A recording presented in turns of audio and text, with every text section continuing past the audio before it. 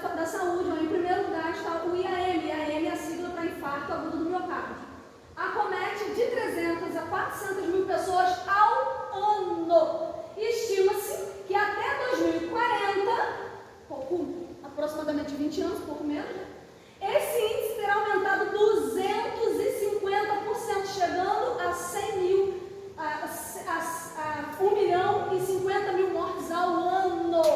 E estamos falando a nível de Brasil. Se você for botar lá na ponta do lápis e diminuir esse espaço-tempo, olha embaixo, o segundo tópico diz: aproximadamente 46 pessoas morrem de infarto por hora, o que dá uma média de uma pessoa a cada 1 minuto e meio. Enquanto eu falei aqui, já morreu um monte. É pavoroso. É ou não é? É porque a gente acha que só acontece na casa do vizinho. Mas é a realidade. Imagina o que é, diante de todas as causas mortes que nós temos, uma pessoa a cada 1 minuto e meio morrer por conta do infarto. E uma morte que na maioria dos casos pode ser evitada com a prevenção.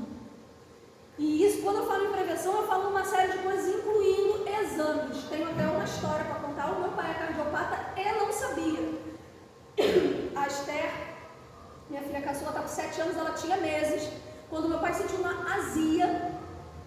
E a família dele é toda cheia de problemas de saúde, mas o meu pai sempre foi muito tranquilo com relação à saúde, muito ativo. E ele sentiu uma queimação, e eu sempre brinco dizendo que foi Deus, e foi mesmo. Porque, irmão, vamos lá, se tu sente uma queimação, tu faz o quê? Eu tô no omeprazol. É verdade ou não é? Então a gente toma um omeprazol, a gente faz um chá de uma planta que tem lá no quintal da gente, sei lá, a gente faz qualquer coisa, menos ir no cardiologista. Pois é, pois o meu bom velhinho resolveu ir no cardiologista para ver se estava tudo legal, porque ele sentiu azia. Na época eu achei que não tinha a menor necessidade dele no cardiologista. Vou fazer o que mesmo? Ele tá azia com um troço, né? Pois ele chegou lá, fez um eletro, deu uma alteração tão séria no eletro que ele foi direto para o cateterismo. E aí eu fui acompanhá-lo, faltei até o plantão, inclusive, para acompanhá-lo nesse dia. E nós chegamos lá, o procedimento foi tranquilo. E o médico chegou e falei: e aí, doutor, como é que foi? Eu crente que estava tudo ok. De repente a alteração foi até mau posicionamento no eletro, a gente não sabe. Quando o médico chegou, eu falei pro médico: e aí, doutor, tudo bem? Ele: não. Eu: como assim? Tá tudo muito ruim. Isso era, irmãos, setembro. Aí eu fiquei olhando pra cara dele: é sério? Ele falou: tô muito sério. Ainda foi grosso: é muito sério, tô brincando não. Tá muito ruim. Falei: mas e aí, faz o quê? Ele: opera. E se não operar? Se não operar, morre, não chega nem no Natal. Foi assim, jogou, a gente matou no peito e agora faz o que com a bola? Aí eu olhei pra cara dele, ele tava na cama, falei: tá ouvindo, né? Se não operar, morre, não tem jeito, vamos ter que operar. E agora o que a gente faz? Vamos começar os exames para operar. Foi assim, irmão. Eles fizeram de tudo para operar ele com uma mais calma possível, fazendo todos os riscos cirúrgicos, aquela coisa toda, para evitar que ele infartasse antes de operar, porque senão o risco da cirurgia seria muito maior. E aí ele passou mal, ficou internado na UTI e teve que operar às pressas, mas felizmente o Eterno que começou a boa obra foi o mesmo para terminar. Deu tudo certo, ele fez aquela cirurgia de peito aberto, revascularizou, tirou a veia da perna, que chama safena, a famosa ponte de safena. Safena é uma veia que passa na perna, que eles tiram da perna para substituir aquela que está obstruída no coração. E ele tinha um entupimento tão sério que de 100% do fluxo de sangue, em 2 só passava 20% e em 1 só passava 90%. Ou, minto, 10%. Ou seja, a luz do vaso já estava no finalzinho. E foi uma coisa súbita, porque no caso do meu pai era genético. Ele não fuma, ele bebe, mas ele não é convertido, então ele bebe, mas ele bebe na casa dele, lá, uma cervejinha ou outra, então não foi excesso de bebida nem nada, foi genético. Então, assim, são coisas que nos acometem e às vezes a gente não percebe.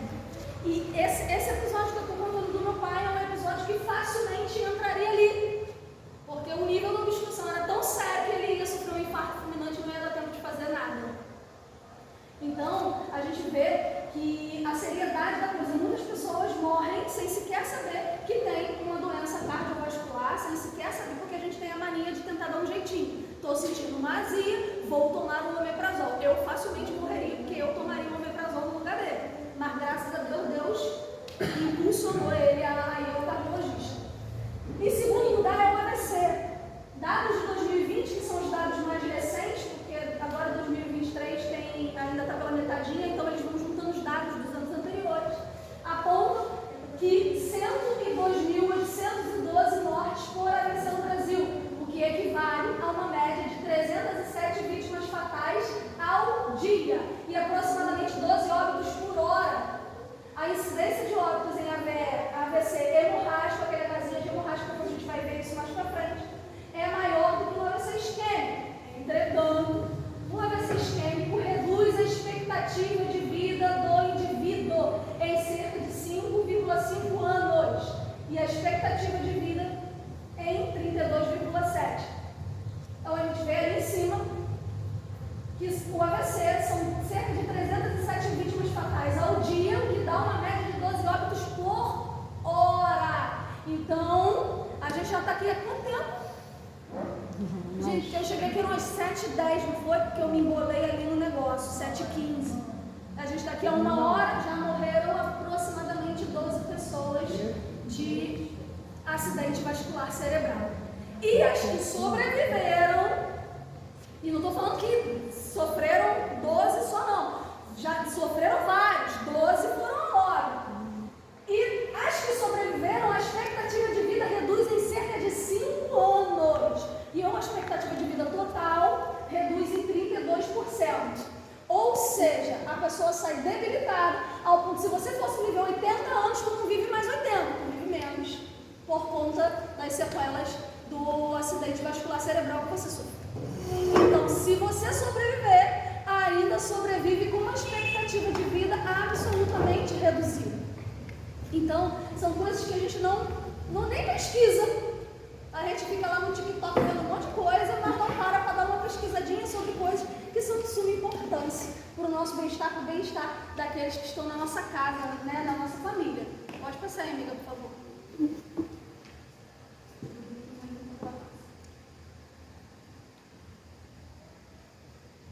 Agora a gente vai falar sobre a fisiologia do infarto. Alguém aqui conhece? Alguém já sofreu infarto? Tem alguém da família? Eu já sofri. Eu estou vendo ela quase levantando a mão dele. Tu vai levantar para falar assim. Ela já está ciente. Levantando a mãozinha dele. Tem muito tempo? É recente. Ficou internado muito tempo? Tem menos? O senhor tem menos? Mês passado, dia 9. O senhor teve mês passado, infarto? Foi lá pro Pedro, não? Foi lá pro Pedro? Então ficou comigo, com certeza eu não lembro dele. O senhor também? Mas todo infartado, fica comigo. O senhor também? Quinta-feira, infarto. O senhor foi igual meu pai, né? No quase. Cheguei a ser internado e coloquei 3 estentes. Eita! Coloquei 3 estentes. Eu já estava também. Nos finalmente. Já estava mesmo, já para ter mesmo. Eu cheguei a sentir meu braço tendo aquela dormência, entendeu? E o cansaço também, andava um pouquinho e sentia o cansaço. Aí eu fui internado, aí o médico falou, você vai ficar aqui, porque a gente vai ter que fazer uma cirurgia em você urgente. Aí foi onde que eu fiz, aí coloquei os três. Graças a Deus. Graças a Deus. Meu pai pôs estente também, porque 5 anos depois a gente descobriu que a doença dele é degenerativa. Então vai entupindo, não importa o que se faça. Genético. É genético do senhor também? A do meu pai é degenerativa, há pouco tempo ele passou mal e não dava nada nos exames. E ele insistiu com o médico. E internou na UTI, minha mãe me ligou na faculdade. Juliana, meu pai tá na UTI de novo. Larga a faculdade, corre pro hospital. E aí vira, vai de cabeça para baixo. O médico falou, não tem nada, seu Pedro. E ele, mas eu estou com dor. Bicho insistente. Aí o médico falou, só tem, mas a única coisa que tem que fazer é repetir o cateterismo. Então repita, porque ele já tinha feito antes, né? Repita, porque tem alguma coisa errada. Aí eu sentada na recepção com a minha mãe, que não é nada desesperada. Daqui a pouco sai o médico do centro da hemodinâmica, todo sujo de sangue. Vamos ter que botar 3 estentes, tá, minha mãe? Meu Deus, calma, o que aconteceu? Tá todo entupido de novo, até ponte. Tá todo entupido de novo.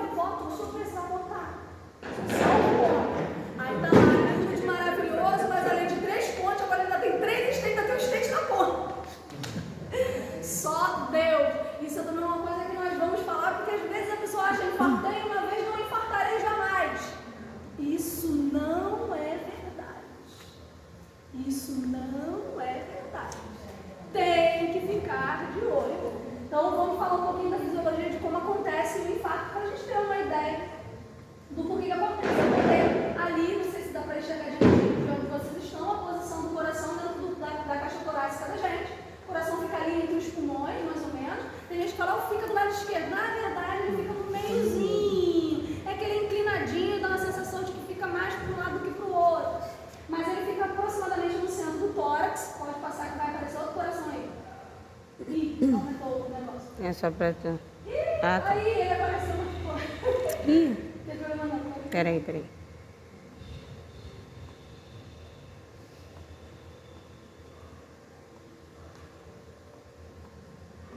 Bota mais um, acho.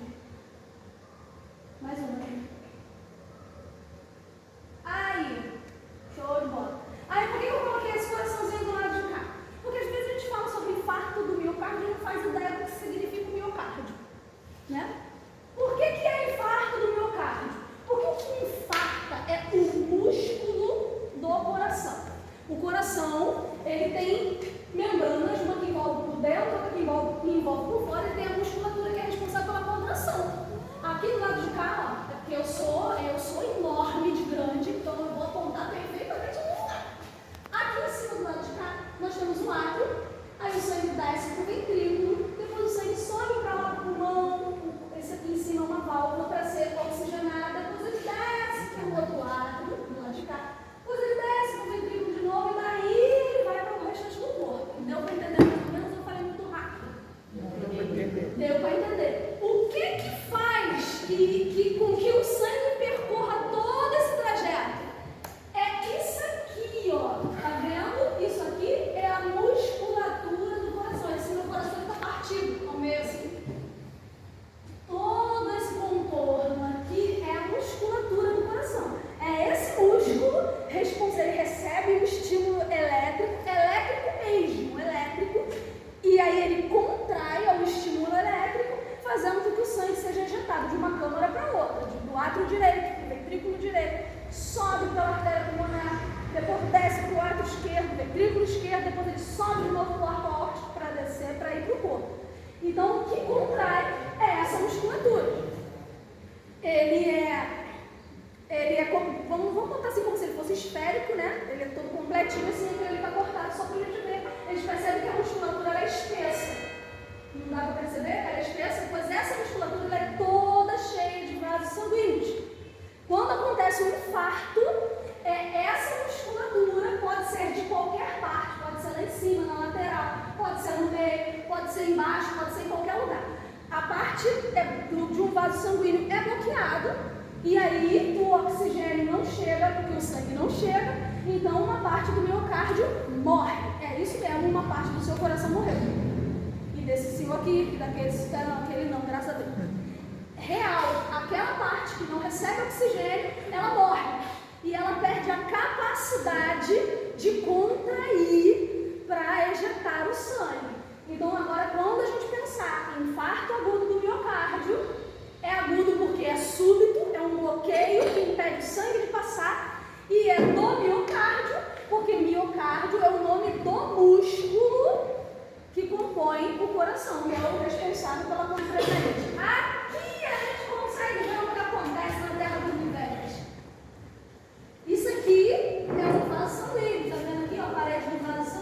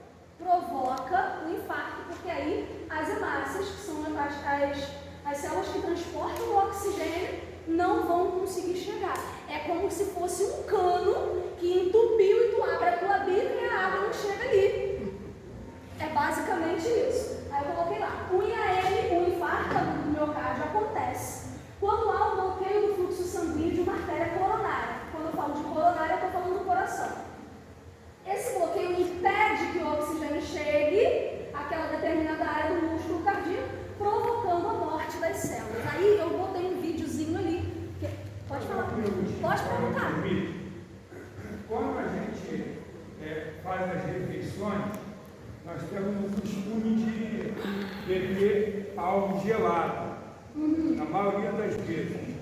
Se nós mudarmos esse costume e tomarmos um chazinho, depois influencia nessa ajuda? Não ajuda, porque o que acontece? Eu vou explicar isso já. Aquela figura amarelinha que a gente viu ali é um depósito de gordura. O infarto ele pode acontecer por uma série de causas, mas a maior delas é o excesso de gordura. Quem já ouviu falar no colesterol bom e o colesterol ruim? Todo mundo, né? É o LDL e o HDL. Qual é a diferença do colesterol ruim para o colesterol bom? A diferença básica é que o colesterol ruim ele vai ficando preso no vaso. O colesterol bom passa pelo vaso arrancando o colesterol ruim. Ele tira o colesterol ruim da parede. O ruim vai sendo depositado, o bom vai tirando. Só que quando você tem um desequilíbrio aí, você tem mais colesterol ruim do que o colesterol bom, ele não dá conta. E aí vai haver um depósito ali. Então, independente do que você bebe, se você bebe uma água gelada, alguma coisa mais morninha, o que está provocando o bolo bloqueio na maioria dos casos é a má alimentação. Não é o que a gente bebe, mas o que a gente está comendo. Eu já colhi sangue de um paciente lá na unidade, que assim que a gente colocou dentro do tubo de ensaio, na mesma hora, porque nós estamos falando de gordura, quando você joga óleo na água, o que acontece? Ele não mistura, né? Ele faz aquelas bolinhas, até bonitinho, veja, depois ele vai para a superfície.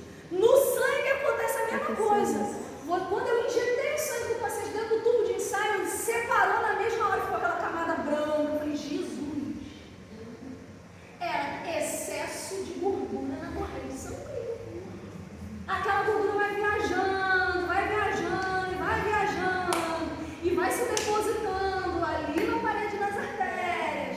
Aí vamos ver se a gente consegue dar o play no videozinho. Ô Ju, e chega uma hora que é importante ressaltar que essa gordura ela fica dura, que é o aterosclerose. Isso. A placa de ateroma, exatamente. E aí fica difícil de tirar. Exatamente. E ainda acontece do sangue passando ali, ele bate nessa placa de gordura, ele coagula em cima dessa placa de gordura. Porque de fato a gente pensa numa gordura como se fosse uma banhazinha de porco dessa que a gente usa para fritar um negócio, mas não, ela endurece, ela gruda ali e endurece.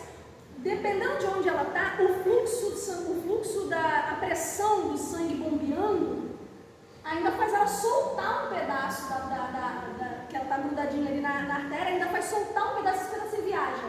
Ou o sangue vai indo, vai batendo ali. As plaquetas são o nosso fator de coagulação, é o que faz a gente começar a coagular quando a gente cai. É uma agregação das plaquetas, elas vão ficando juntinhas e grudando ali. Isso também acontece dentro do vaso sanguíneo, diante de uma placa de ateroma, que é de gordura. A placa de gordura está ali, as plaquetas vão batendo ali, vão se agregando. E aí você pode fazer um infarto, não pela gordura que se soltou, mas porque o sangue coagulou nela. Vamos ver se a gente consegue ver o vídeo.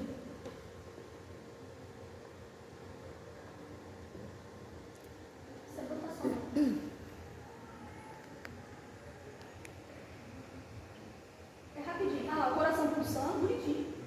Olha como ele é vascularizadinho, eu achei tão bonitinho esse coração. Todo cheio de veinho.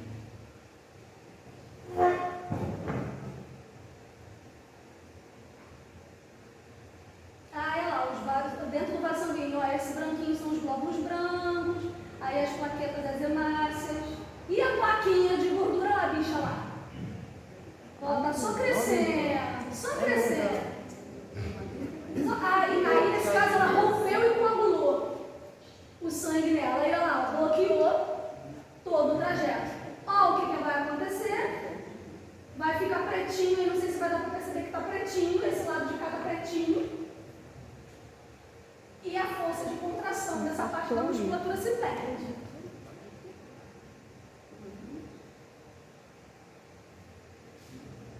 Aí eles foram botando o coração mais pretinho para tipo assim, a pessoa foi a óbito. Acho que pode pular. Então deu para ver o que acontece? Ali naquele caso a plaquinha de gordura rompeu, ainda deu as duas, deu ruim, duplo. A plaquinha de gordura rompeu e as plaquinhas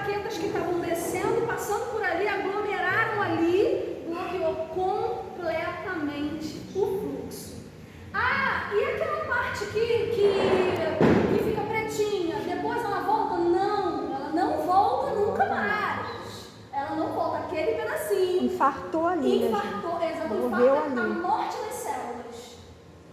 Morreram as células daquele lugar ali. Aquele lugar não bombeia mais o fluxo sanguíneo, não contrai mais. Por isso que muita gente depois do infarto desenvolve uma insuficiência cardíaca. Que dependendo da área do infarto, lembra que eu falei antes, pode ser em qualquer área. Pode ser na circunferência dele, pode ser embaixo, pode ser em cima, pode ser nas laterais, pode ser em qualquer área.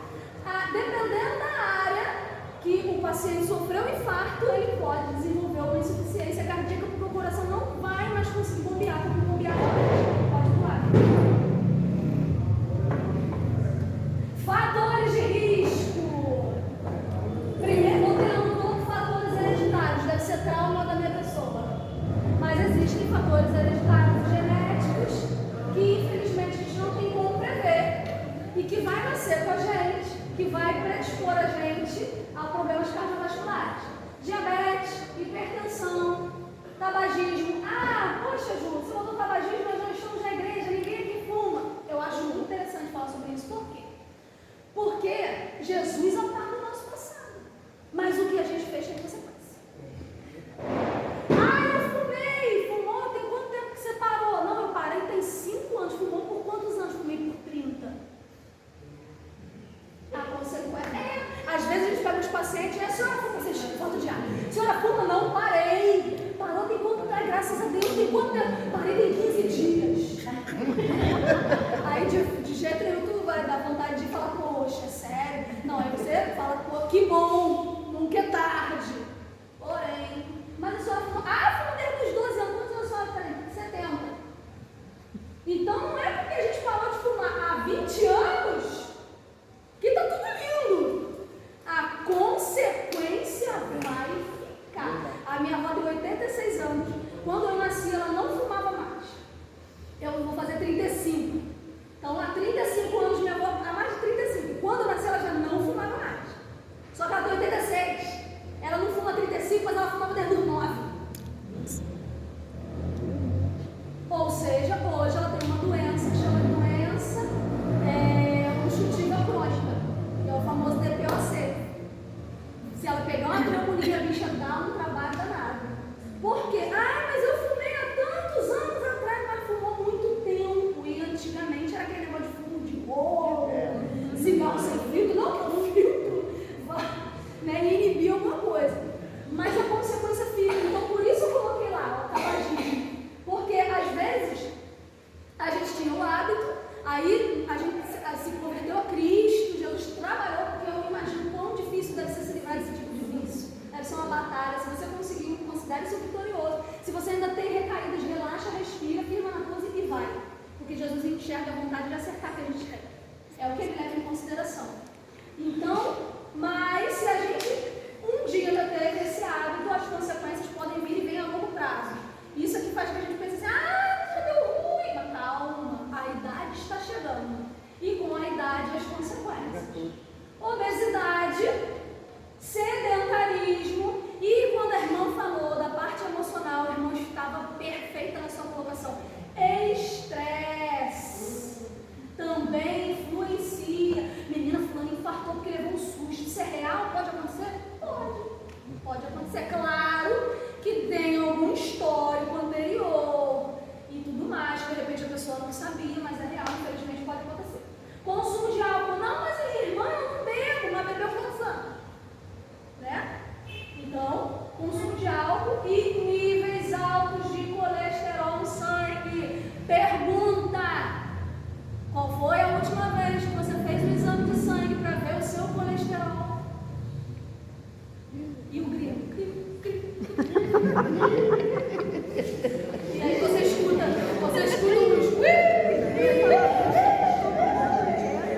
os que já infartaram, não vale, porque fizeram recentemente. Aí você escuta né? Aí o cara adora uma carninha. A minha mãe, só a minha família é só Jesus, né? Vocês estão vendo? Só Jesus, eu falo pra minha irmã. Eu herdei um problema que meu pai tem, que só Jesus. Eu brinquei com a minha irmã, eu espero que eu não tenha herdado a parte da cardiopatia, senão só Jesus. Eu tenho uma arritmia elétrica, né, no cérebro, eu tenho dores de cabeça absurdas. Aí eu fico assim, só Jesus, quem mais ajuda esse homem? Jesus do céu, que ele também tem. A minha mãe é obesa e diabética. Aí meu pai às vezes faz um churrasco e eu fico assim. Ele não vai comer a carne com gordura na minha cara. Ele não vai. Por de tudo que eu passei com ele, que ele passou, ele não vai, mas ela come. Aí falou, aí ela fica, não gosta quando você vem pra cá, porque aí teu pai quer fazer churrasco, fica controlando o que eu tô comendo. Eu falo, claro. Uma hora dessa, ela faz uns bolos maravilhosos, aí ela vai fazendo, daqui a pouco ela tá. Tu tá falando sério? Tu tá chupando o dedo de brigadeiro? Ai, foi só um pouquinho. Ela é terrível. Terrível. Pergunta quando que faz exame. Tem que empurrar. A mãe, pelo amor de Deus, mãe. Pelo amor de Deus. Tá trabalhando, ai, não tô me sentindo bem, não. Vai no médico. Mãe, não, é a minha glicose, já verifiquei aqui, tá 300 e pouco, mas daqui a pouco passa. Aí eu falo, vou rasgar meu corém. Vou rasgar meu corém. Que não serve pra nada. Então, precisamos. Eu sei que no SUS é complicado, mas a gente tem que ficar em cima. Vai no posto, vai na clínica da família, perturba a cabeça deles lá, pede para passar pelo médico, faz o acompanhamento direitinho, porque é importante. Isso tudo são fatores de risco que predispõem a pessoa a um infarto. Pode passar. Aí eu botei assim, ó, sinais de alerta versus sintomas. Por que sinais de alerta versus sintomas? Porque é diferente. Você pode ter um sinal de alerta de que indica para você que tem alguma coisa que tá meio engraçada, que não tá muito legal. E os sintomas é que de fato tá dando ruim. Deu para entender a diferença? Por exemplo, o sinal de alerta para o meu pai foi o quê? Uma azia. Mas se ele infartasse de fato, como o irmão ali chegou nos finalmente dos finalmente, aí ele já começa a ter sintomas. Ficou dormente, com dor e etc. Então, os sinais de alerta são diferentes dos sintomas. Embora alguns, em algum momento, eles se cruzem. Aí, do lado de lá, no laranjinha, sinais de alerta. Sensação de queimação no estômago sem relação a alimentos. A tal da azia que meu pai teve. Toda vez, do nada, começa a vir um negócio aqui, como se fosse uma queimação no esôfago. Mas eu não comi nada de diferente, aquilo se repete dias depois, e se repete dias depois. Investigue, não ignore. Se meu pai tivesse ignorado hoje, ele não estaria aqui.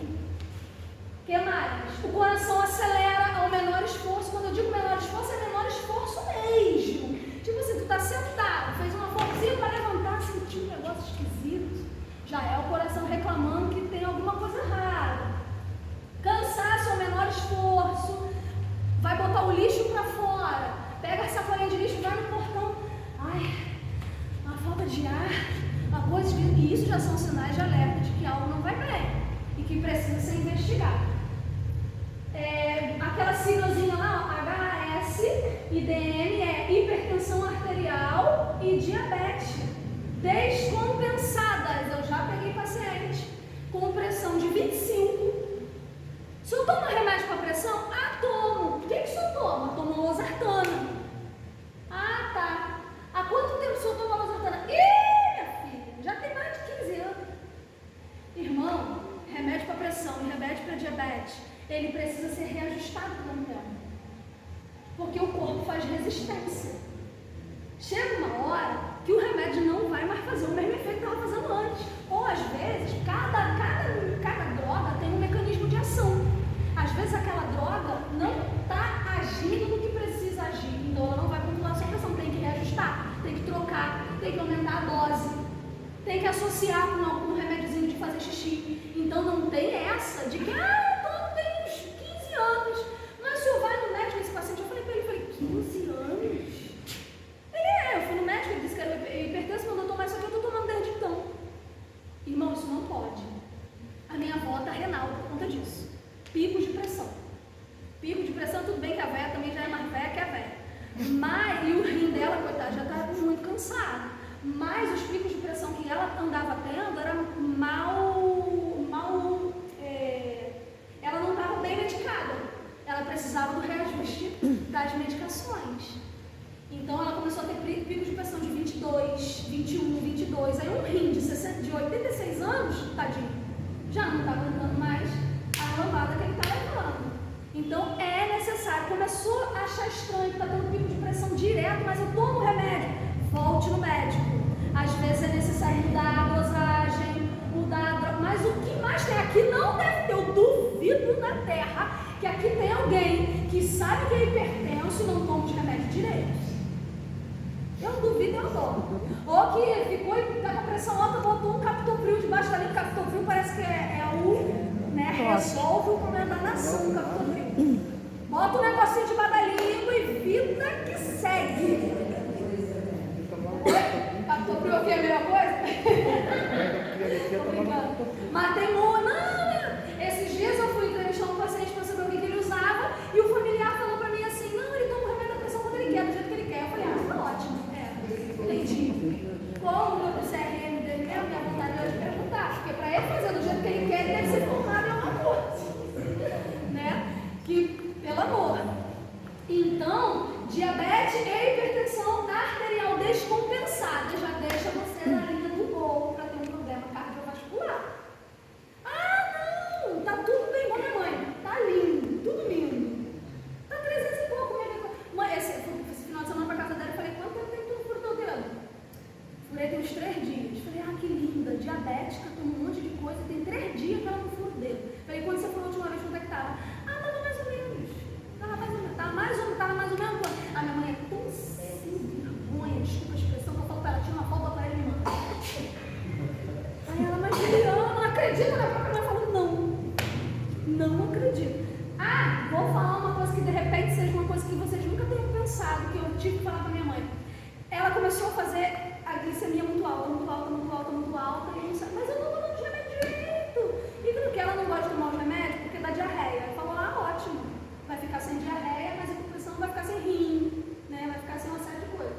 Aí eu obrigo. Ela estava fazendo docinho, que ela faz umas trufas, já tem muito tempo que ela não faz. Conforme ela fazia doce de coco, e ela mexia no fogo, o vapor que ela respirava aumentava a glicemia dela. Então você que é diabético, que for cozinhar alguma coisa doce, o açúcar é uma molécula que evapora junto com a água, assim como o sal. Ela é relativamente leve, então ela pode evaporar junto. E se você aspirar aquilo, dentro do nosso pulmão tem saquinhos chamados alvéolos, onde ocorre a própria gasosa, onde o gás carbônico sai e o oxigênio entra. Esses saquinhos, eles são altamente vascularizados e eles têm milhões deles, milhões. Então, quando você inspira aquele vapor cheio de moléculas de açúcar, ele vai para a tua corrente sanguínea na troca gasosa, lá nos teus alvéolos. Então, você que é diabético e for fazer um negócio de coisa gostoso, traz, divide comigo, mas toma cuidado para não ficar com a cara ali naquela fumaça, respirando aquilo. E faz o teste. Verifica a glicemia depois que você fez aquele docinho de abóbora maravilhoso, cheio de coco e cravo. Bacanão. Verifica a glicemia depois e vê. Se tiver alterada, é porque você está aspirando demais aquele vapor e aquilo pode estar alterando a sua glicemia. Aí agora do lado de cá são os sintomas. Ju, então quando que eu tenho que correr para a emergência? Quando eu tenho que correr para a emergência? Falta de ar e respiração acelerada do lado. Dor que dura mais de 15 ou 20 minutos sem melhora, podendo ser no peito, nas costas, no braço, no abdômen, na mandíbula. Tem gente que acha que dói só aqui. Não. É uma dor que pode irradiar para as costas, para o braço, para cá, para a mandíbula, para o peito, para o abdômen, por isso que às vezes confunde com azia. Então é uma dor que pode irradiar para toda a área em volta. Então tá com uma dor esquisita, já tem mais de 20 minutos, ela não para, não melhora, só aumenta. Procure uma emergência. Nunca é demais a gente dar um eletrozinho para saber o que está acontecendo. Geralmente, quando está acontecendo um infarto, a pessoa soma todos esses sintomas. A pessoa fica nauseada, pode chegar a vomitar, fica pálida, com a pele pegajosa, que é o famoso suor frio, e pode fazer um desmaio. Hoje em dia, as pessoas não estão dando muita ideia para isso por conta das crises de ansiedade. A crise de ansiedade pode ser confundida com infarto? Sim. Uma crise de pânico pode ser confundida.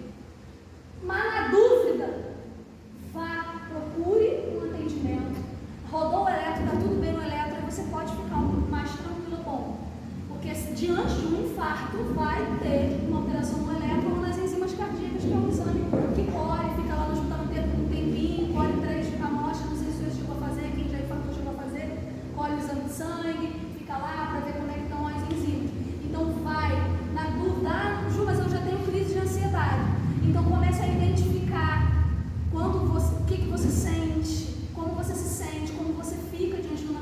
sociedade, para que, se um dia a gente tiver infelicidade, ter algum problema, a gente consiga identificar a diferença.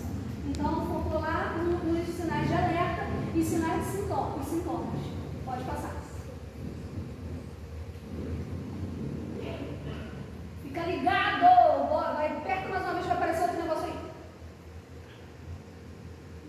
Olha lá.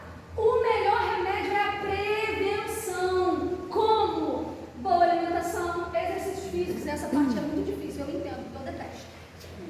Exames periódicos. Tome os remédios corretamente, crente, pelo amor de Deus. A minha sogra estava tomando uns remédios aí, e aí ela falou, Jesus me curou, eu parei de tomar. Irmãos, precisamos ter equilíbrio. Eu sei que Jesus cura. Eu já experimentei da cura de Jesus várias vezes. Esta criatura sentada aqui na frente de vocês é a impossibilidade de Deus na minha vida. Então eu creio no Deus que cura, mas as coisas são com equilíbrio.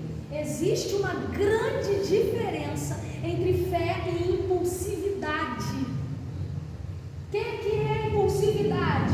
Eu vou parar de tomar que Jesus vai me curar. Isso é impulsividade. É aquela velha história do não, eu vou fazer porque Deus vai mover. Ele disse que ia mover.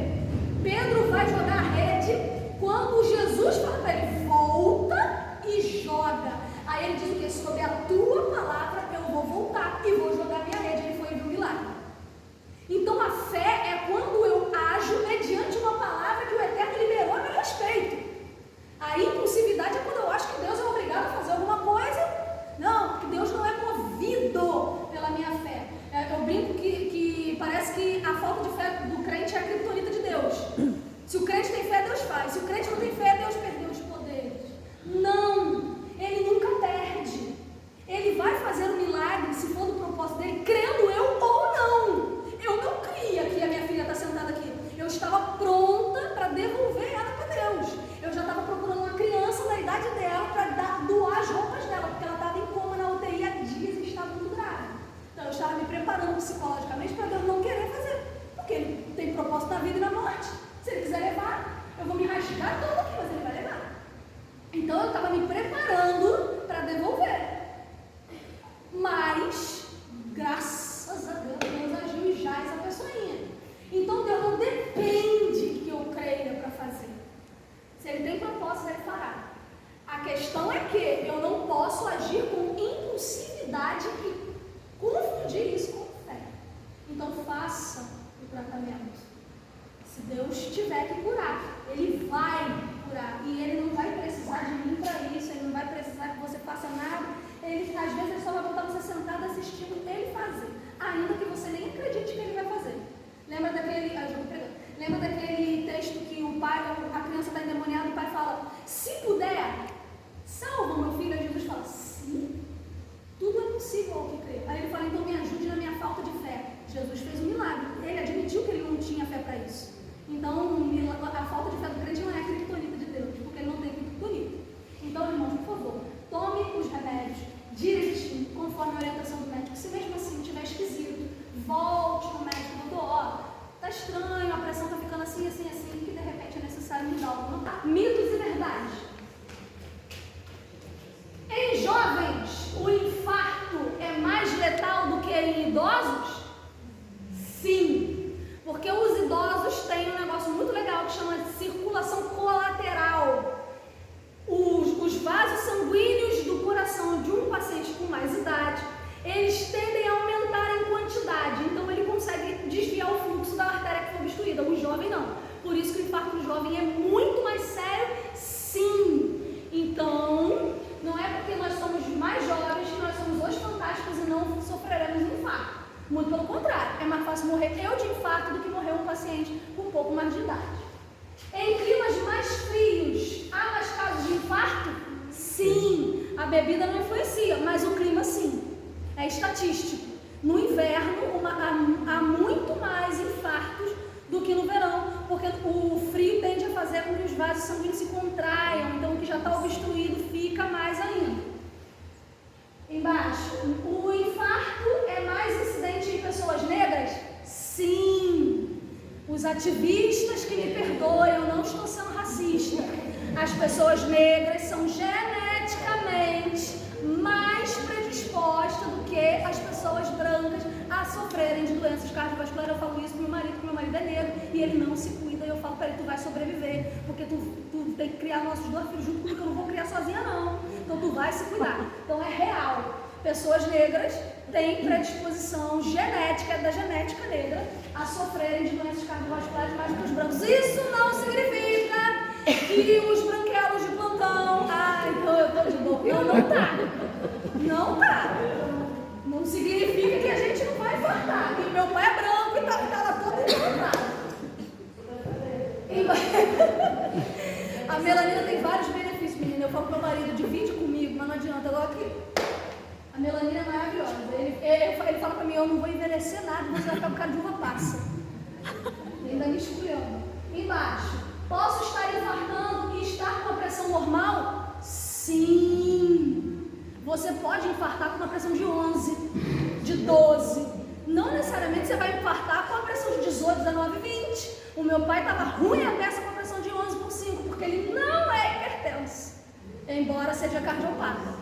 Então a pressão está baixa, essa dor no peito não é infarto, não, tua pressão está baixa. Não tem nada a ver uma coisa com a outra. Está dando ruim, leva no médico mesmo com a pressão baixa. Do lado de cá, que são os mitos. Todo paciente de infarto apresenta pressão alta. Já vimos que é mentira. Só se infarta uma vez. Não, você pode infartar várias vezes. Homens infartam mais do que mulheres? Não. A proporção é basicamente a mesma. E a gente ainda corre um certo risco por conta dos anticoncepcionais, que aumentam. Então quem toma anticoncepcional tem que fazer check-up mais frequentemente, porque o anticoncepcional pode fazer trombose e a trombose pode fazer um infarto. Embaixo, as emoções não tem nada a ver com ataque cardíaco. Tem sim. Não significa que todo estressado vai infartar. Se fosse assim, eu já tinha morrido, ó. Mas se você já tem alguma complicação, alguma coisa, a sua saúde mental pode influenciar sim.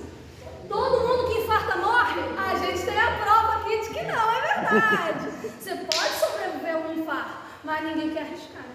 Pelo amor. Já que não morre, graças a Deus. Não é assim também. AVC pode ser conhecido também como AVE, acidente vascular cerebral ou acidente vascular encefálico. Pode passar, amigo, por favor. Existem 2 tipos de acidente vascular cerebral. Lembra que eu falei no início? Quando a gente fala de vascular, a gente está falando de veia. Veia tem tudo quanto é canto no nosso corpo. Nesse caso, nós estamos falando das veias do cérebro. Então, quando a gente fala em acidente vascular cerebral, é porque tem alguma coisa errada com as veias do nosso cérebro. E existem 2 tipos. Xuxa aí para passar. O acidente vascular cerebral isquêmico e o acidente vascular cerebral hemorrágico. Pode apertar 2 vezes que vai aparecer as figurinhas lá. O isquêmico e o hemorrágico. Olha que bonitinho, estou ficando top nesse negócio do slide. O que é o isquêmico? Lembra que a gente falou que quando tem um bloqueio na veia, o oxigênio não chega, a falta de oxigênio numa determinada região é chamada de isquemia. Fulano internou porque fez um AVC isquêmico, porque houve um bloqueio no vaso sanguíneo e aquela parte pretinha lá em cima é a parte do cérebro que morreu. Morreu, e agora? A mesma vibe do coração. Morreu. A diferença é que o cérebro ele tem uma capacidade incrível de se reorganizar. Em alguns casos, dependendo da área e da extensão, do tamanho da parte que morreu, o cérebro consegue pegar a função que se perdeu e dar para outra parte. No AVC hemorrágico é o contrário, não tem bloqueio, mas uma ruptura, o vaso arrebenta e encharca de sangue, aí ali do lado está até vermelhinho, porque encharca de sangue. Mas não tem sangue dentro do cérebro? Não tem sangue dentro do cérebro. O cérebro você tem a massa cinzenta e a massa mais branca. Mas vaso sanguíneo no cérebro não é cheio de sangue. Não é cheio. Ele fica dentro da cabeça da gente, mas ele não é do tamanho da cabeça, ele é menor do que o osso do crânio. Ali é repleto de líquido, que é aquele líquido que também tem na coluna.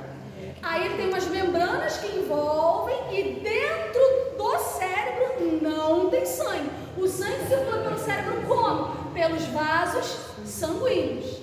Então, quando o vaso sanguíneo arrebenta, aí sim enche aquele espaço de sangue, aí dá problema.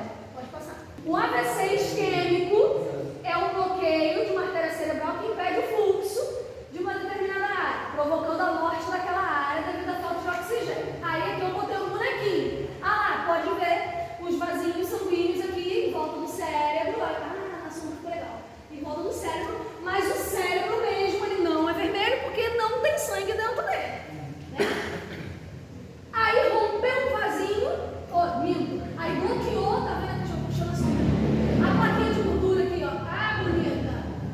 Acumulou ali, rompeu um pedacinho, ela viajou. Então quer dizer que a plaquinha de gordura pode causar uma série de problemas, um monte, irmão. Se ela viaja pro teu coração, ela te infarta. Se ela viaja pro teu cérebro, ela te dá um AVC. Você sabia que o seu intestino também infarta? O intestino também infarta. O baço infarta. Vários órgãos infartam. São coisas que a gente não sabe, né? Mas é real. Vários órgãos podem infartar. Porque aquele bloqueio pode ser em qualquer lugar. O mais comum é no coração e no cérebro. Por isso que a gente tende a falar mais sobre isso. Então, você está vendo lá, bloqueou, o sangue não passa, lá, pretinho, porque morreu aquela parte do cérebro. Ah, então é por isso que fica tortinho de um lado ou perde força? É, porque o impulso elétrico chega ali, mas não tem mais nada, porque está morta aquela parte. Então não gera a resposta com os movimentos. Pode passar.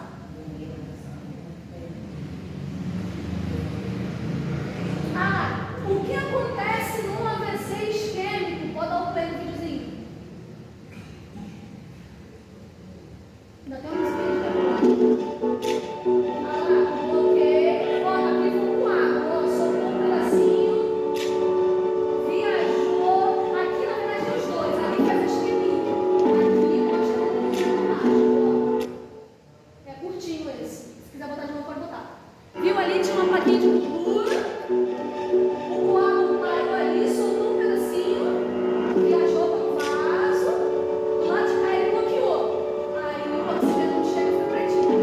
Do lado de cá a pessoa sofre um AVC hemorrágico. Pode apertar mais uma vez que vai aparecer um negocinho do lado de lá. Ah lá, isso aqui é uma tomografia, foto de uma tomografia de uma pessoa que sofreu um AVC isquêmico. Essa parte aqui bem preta, porque não dá para ver direito, mas essa parte aqui bem preta é a área, dá para ver? É porque é daqui onde eu estou no mar. Essa parte bem pretinha é a área, vê como o cérebro ele é mais acinzentado, ó. Aquela parte, tem duas partes pretinhas ali no meio que são os ventrículos do cérebro, toda aqui é a isquemia, morreu aquela parte toda, você vê que é praticamente um quarto do cérebro, né? Se dividir em quatro ali é praticamente um quarto. É um AVC extenso. Esse paciente provavelmente deve estar em cima de uma cama sem se mexer. Porque é um AVC. Eu tenho um amigo que teve 2 AVC e coisa mochins. Paralisou, ele está fazendo hemodiálise. Eita, bebê. O cérebro é o centro de comando do nosso corpo. É um efeito cascata, um efeito dominó. Quando derrubar uma pecinha para mim, vai embora. Pode, passa para cá que eu vou falar sobre o rádio. Eu tive AVC isquêmico. A senhora teve isquemia? Eu tive internado até para o segundo, eu me dá com memorial. Memorial me mandaram para o segundo. Eu fiquei com a boca torta, quase não falava, fiquei. Quase não falava, tinha que fazer tratamento. E os braços e perna descem de boa? É. Deus lindo. Graças a Deus. Ou seja, é possível sair linda de plena, mas também é possível não, né? Então a gente não pode arriscar. Depois a gente vai falar sobre isso um pouquinho. Aí eu botei, ó, principais causas da isquemia: um coágulo sanguíneo, as placas de gordura nas artérias e uma embolia gasosa ou poliose. Quem é que já ouviu falar fulano quebrou a perna e teve um AVC? Isso também é possível, tá? Isso é possível. Principalmente o fêmur. O fêmur é o osso mais grosso e maior do corpo humano. Então ele tem uma medula óssea extremamente espessa. O fêmur sangra muito. Então o paciente pode fazer um AVC pelo sangramento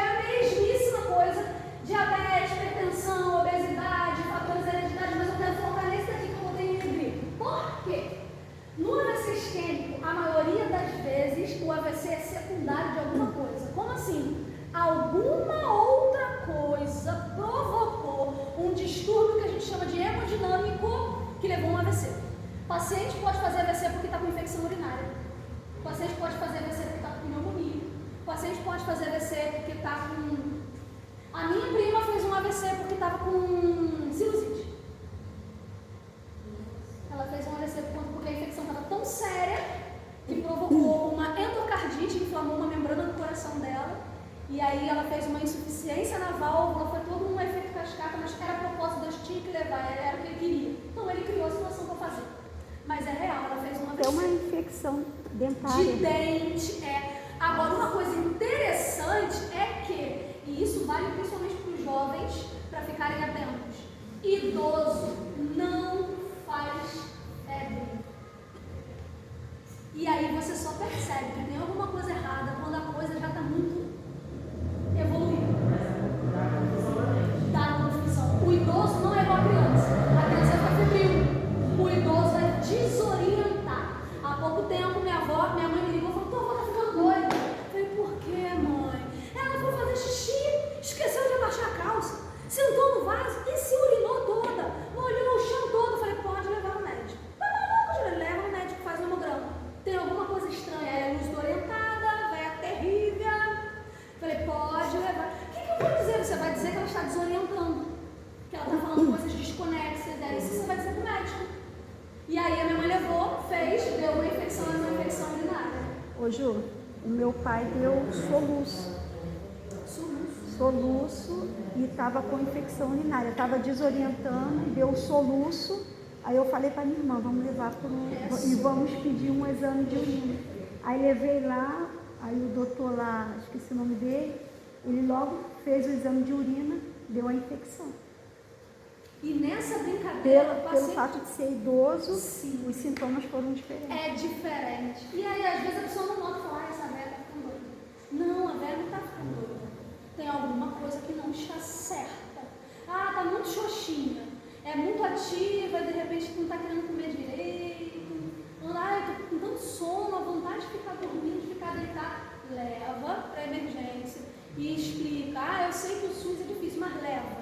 Leva porque nós ainda temos muitos profissionais que dão atenção aos pacientes. Então leva, explicam: olha, ela é ativa, reativa, mas está sonolenta, não está querendo comer e blá blá blá. Porque esses são os sintomas do idoso. O idoso não vai te dar febre. Se você esperar o idoso fazer febre para notar que tem uma infecção, o idoso vai a óbito e você não notou que tinha uma infecção em andamento. E muitas vezes o paciente chega para a gente com sintomas de AVC, porque ele está com uma infecção ativa e provocou um distúrbio hemodinâmico e ele sofreu um AVC. Aí é onde a gente entra na letalidade. O AVC isquêmico, ele não mata como o AVC hemorrágico. Ele tende a deixar mais sequelas do que o hemorrágico. Mas ele não é letal como o hemorrágico. Porém, nós temos muitos óbitos de pacientes por AVC isquêmico porque o AVC foi secundário. O que levou ao AVC que ninguém notou, que foi uma pneumonia, uma infecção, alguma outra coisa. Então o paciente ele vai a óbito pela infecção. Calhou dele ter o AVC, as pessoas falam: AVC isquêmico, morreu de AVC isquêmico. É possível morrer? Se for muito extenso, acaba sendo fatal, sim. Mas a maioria das vezes, quando o paciente vai a óbito pelo AVC isquêmico, ele foi a óbito pelo que provocou o AVC, que foi uma infecção que não foi detectada. Porque se você chega no hospital, você faz um AVC, você não vai fazer medicação nenhuma. Porque o AVC ele tem uma janela, você consegue fazer uma medicação para o paciente recobrar todos os movimentos. Só que tem um tempo para isso. Passou desse tempo, não tem mais o que fazer. Vai fazer umas medicaçõezinhas para dilatar as veias do paciente, para melhorar o fluxo de sangue ali, mas o AVC, depois que passou aquela janela de tempo, não tem mais muito o que se fazer. Aí às vezes o paciente fica lá internado em observação e começa a fazer, fica esquisito, não melhora, a mão não volta a mexer, a boca não volta para o lugar, vamos fazer um hemograma e pá, tá lá a infecção, foi ela que provocou o AVC. Então tem que ficar de olho nas infecções. Pode passar. Eu tenho que tirar uma dúvida. Pode apertar de novo, pode falar. Falando sobre o coração, quando eu tive câncer, fiz tratamento, assim que entrei no hospital, mas acabava de exames de vidro lá no avesso. Aí me passaram cardiograma e não sei o que, também cardiograma, e falaram que eu estava com o coração, sobre o coração. Que famoso som. Ninguém vai se considerar o som do coração. Aí você sai de lá achando que você já estava famoso, o coração de Jesus. Eles estão morrendo de céu, porque é um barulho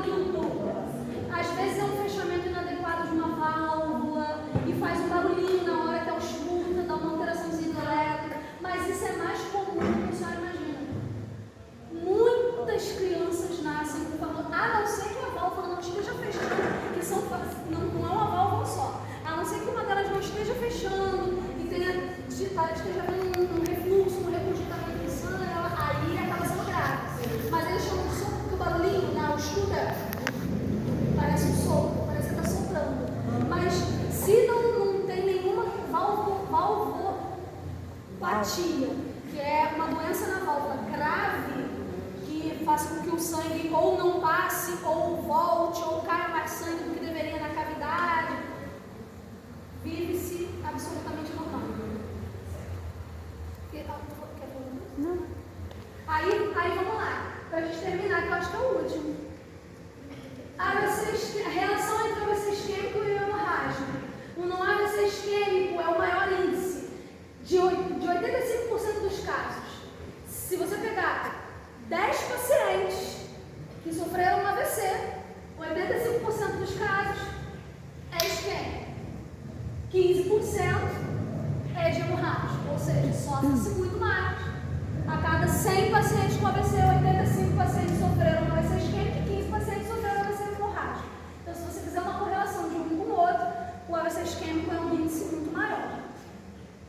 Aí, o AVC isquêmico é menos letal e o AVC hemorrágico tem menos sequelas e é mais, eu botei na ordem errada, e é mais letal. Vou falar de novo. O isquêmico é menos letal e mais debilitante.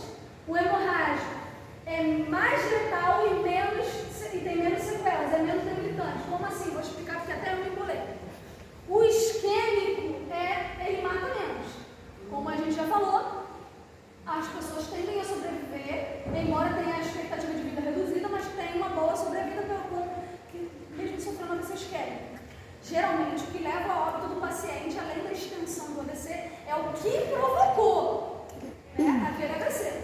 O hemorrágico não. O hemorrágico é muito mais letal. A quantidade de pacientes que vão a óbito pelo AVC hemorrágico, pelo famoso derrame, é bem grande. Só que o hemorrágico, ele sequela menos que o isquêmico. Por quê? O isquêmico, como a gente falou, o oxigênio não chega, então aquela parte morre. Como que eu vou saber qual é a sequela? Você só vai saber com o tempo, mas a sequela ela depende de alguns fatores, como por exemplo a área, você tem o cérebro todo, a área do cérebro que sofreu o AVC, a sequela vai depender disso. Você pode ficar cego, perder a visão por conta, mas aí você vai ter que ter um AVC mais na frente, vai ter que lesionar nervo óptico, por exemplo. A maioria das vezes, as sequelas são motoras, perde força de um lado. É sempre um braço e a perna? Não. Pode ser só um braço, pode ser só a perna, pode ser os dois. Né? Então, também deve ter alguma outra coisa aí por trás desse Paranauê, não deve ter sido só o AVC, deve ter sido mais alguma coisa. Você pode, aí, tipo assim, se aquela área morreu e ela não for uma área extensa, o cérebro tem condições, dependendo da área e da extensão, de ceder para outra parte do cérebro a responsabilidade daquele movimento. Por exemplo, a senhora aqui que não teve, graças a Deus, nenhuma sequela motora, anda normalmente. Provavelmente, ou a senhora chegou a ficar com a perna e o braço paralisado, só a boca. Dela ficou só a boca. Mas tem pacientes que perdem a força, faz uma fisioterapia para melhorar a musculatura e volta a funcionar tudo de boa. Tem pacientes que vão ficar paralisados para sempre. Então depende muito, até o socorro. Se você conseguir identificar e socorrer dentro dessa janela que a gente chama de delta T, que é um tempo específico, se você conseguir socorrer dentro desse tempo, que se eu não me engano é de 90 minutos, levar para a unidade, a gente consegue com uma medicação reverter, melhorar o fluxo do sangue naquela área e o paciente volta a se mexer. Pode falar. Meu pai aconteceu isso, meu pai ficou paralisado. Aí o cara bateu o balcão, correu ele, lá no hospital, internado. Lá no Pedro? Não, tá lá na igreja, internado. Senão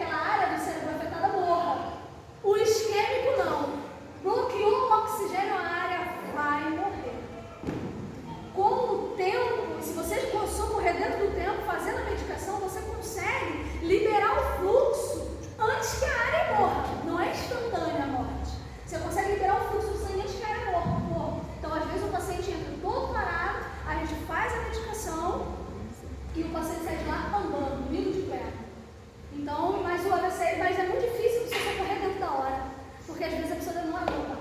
Na verdade, passa que eu acho que tem mais. Ou acabou? Esse é o último. Dúvidas frequentes. É possível ter AVC mais de uma vez? Sem dúvidas. É possível.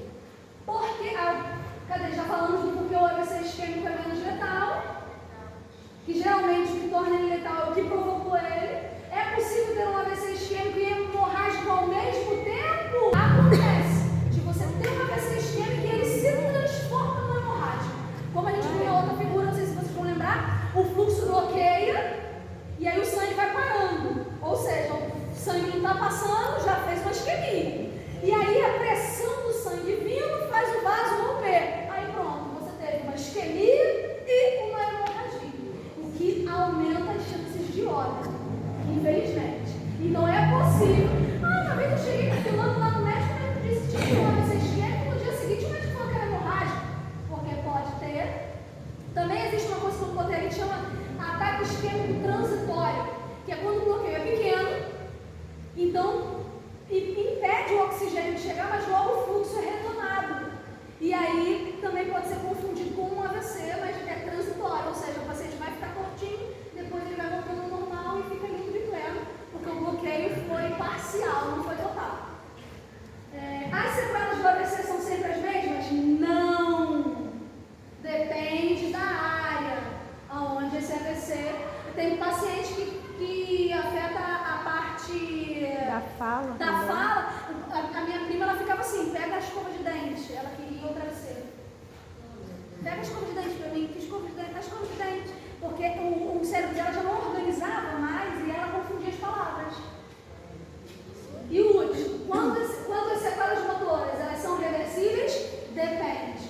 Em alguns casos, graças a Deus, elas são reversíveis. Prevenção: 80% dos casos de AVC poderiam ser evitados com uma atitude simples.